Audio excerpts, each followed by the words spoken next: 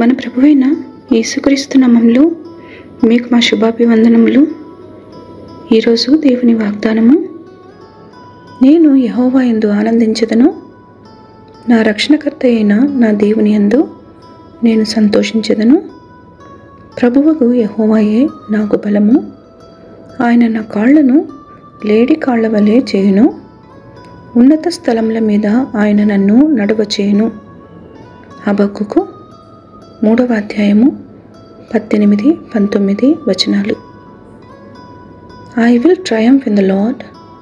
I will rejoice in the God of my salvation.